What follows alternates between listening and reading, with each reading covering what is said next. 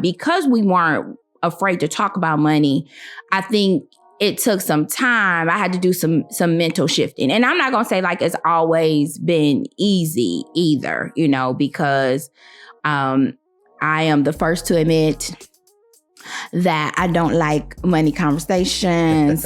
We used to do Money Monday, and it was like the death of me so many times.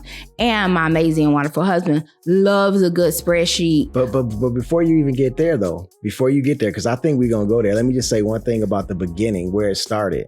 Because one of my expectations was that because I was making more money and I wanted us to combine our incomes, I didn't want us to do, to me, and for, you know, I didn't want us to, the expectation was that we would combine our incomes, but because I made more, I didn't want you to ever think that like there was some type of power difference between the two of us. So that's why I said, you know what, you manage the bills, because whatever, I'm just going to bring all the money home. You do the budget, and then you let me know how that works out, and then we'll pay it, and then we'll go. But we quickly found out after some months that not that she wasn't good at it, but that she just didn't want to do it. Like, he fired me.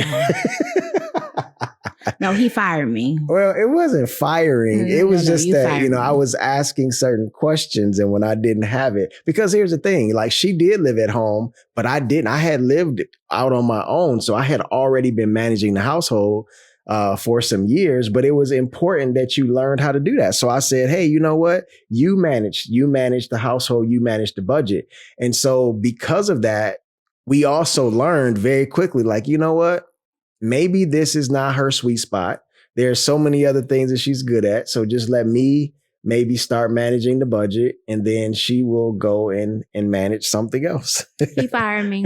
He didn't like my budget system is what he did not like. I just felt like it needed to be a little more thorough. And so, of course, you know, maybe I went overboard because my spreadsheet does have like 15 tabs. And so, but here, even in that, the budget, combining our budget, and for us having the conversations about how we're going to spend the money, it caused us to increase our conversation and our communication, because we had to be on one accord. Mm-hmm. And so even though, you know, sometimes I was a spender, and then there are seasons where, you know, you were a spender, you know, and we'll talk about, you know, the holes that we went in. So, but when conflict arose, we were actually able to have a conversation based on the goals that we had set. So when we decided, look, it's time to buy a house, we locked in and we saved the money that we needed to save in order to get that down payment. When we said,